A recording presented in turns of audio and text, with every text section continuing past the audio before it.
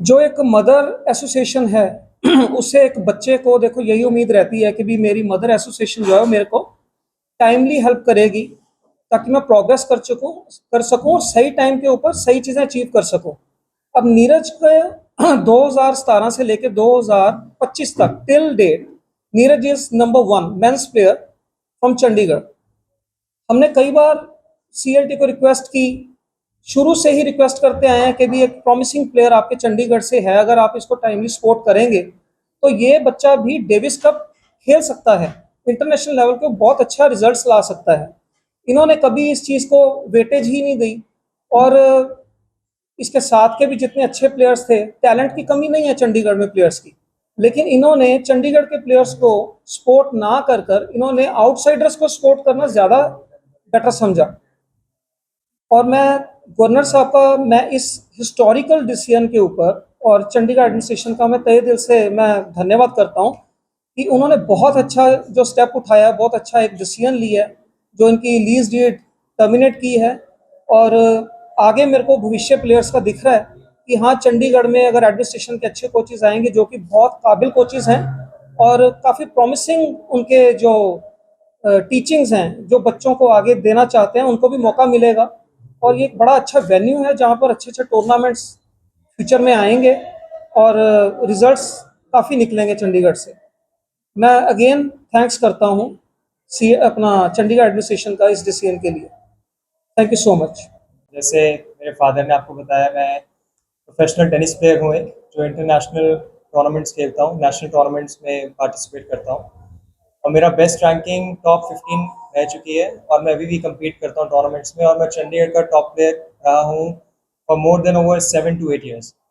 तो सबसे पहले मैं ग्रैटिट्यूड देना चाहता हूँ और मैं थैंक्स एंड अप्रिसिएशन शो करना चाहता हूँ गवर्नर को और जो हमारा स्पोर्ट्स डिपार्टमेंट और एडमिनिस्ट्रेशन है, जिन्होंने ये बहुत बड़ा स्टेप लिया है, जो टर्मिनेट करी है लीज डीड फॉर CLTA, जिसको हम CLTA बोलते हैं, which is actually the sports department body. So उसके लिए I am very thankful to all the officials who have taken part in this. तो मेरा बस एक ये बहुत बड़ा मुद्दा है बोलने के लिए कि जो सपोर्ट एक नेशनल प्लेयर को मिलनी चाहिए, मेरे साथ मेरे जैसे बहुत सारे नेशनल प्लेयर्स हैं जिनको एक कभी सपोर्ट मिल नहीं सकी।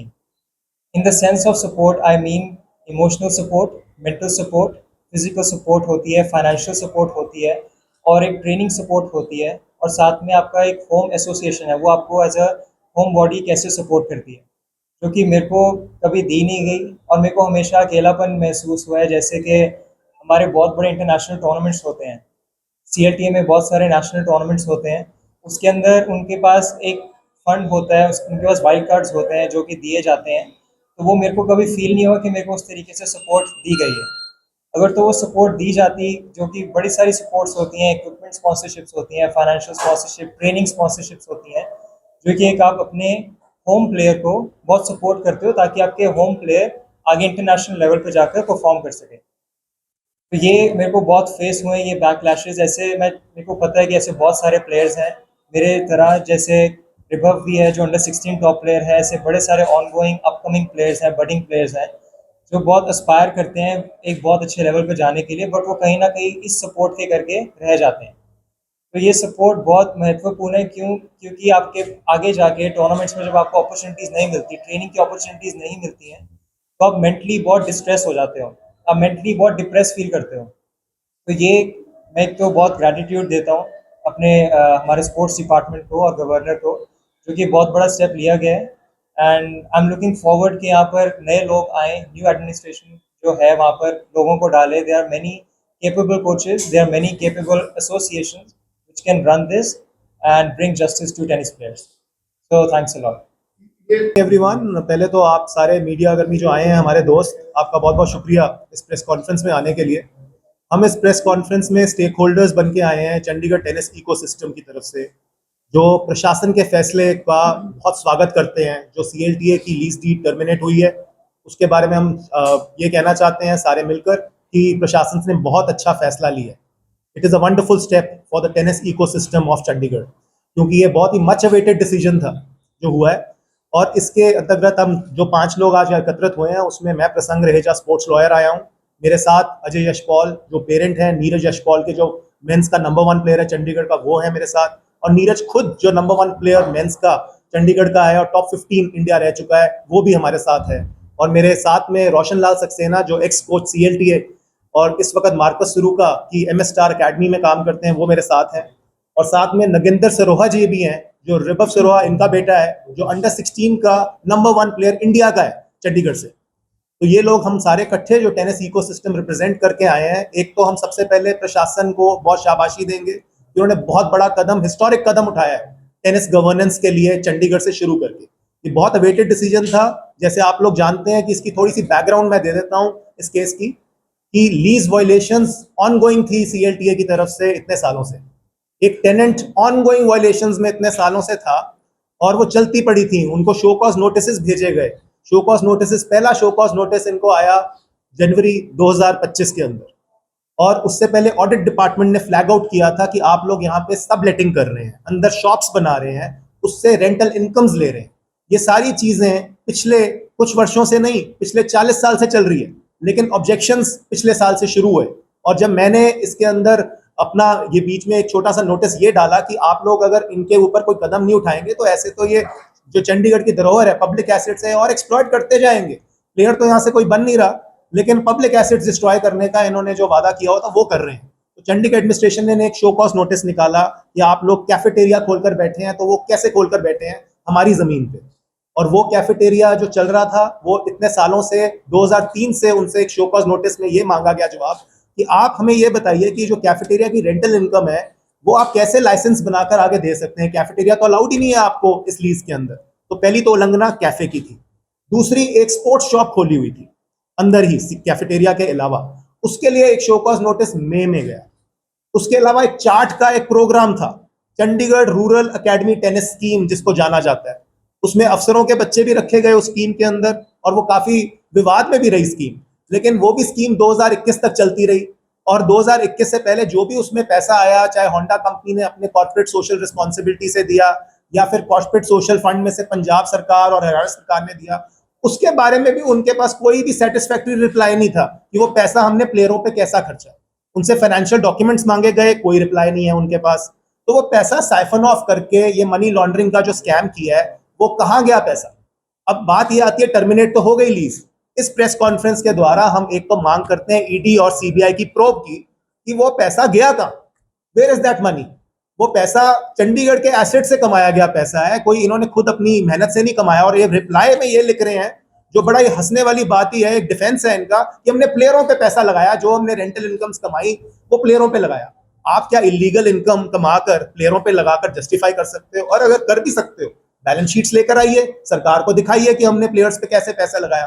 करोड़ों रुपया होंडा से लिया गया कॉर्पोरेट सोशल रिस्पॉन्सिबिलिटी में, पंजाब सरकार से महीने महीने का पैसा लिया गया प्लेयरों में। 90% प्लेयर्स टेनिस छोड़ चुके हैं वो। अब वो भी सामने कुछ नहीं कर सकते, आकर क्या करें, क्योंकि उनके कैरियर्स के साथ खिलवाड़ किया गया। उनको ऊपर पैसा लगाया ही नहीं गया। अगर पैसा लगाया होता तो आप चंडीगढ़ में इस वक्त टेनिस चैंपियन देखते। हमारा भी कोई प्लेयर डेविस कप में रिप्रेजेंट कर रहा होता है इस वक्त।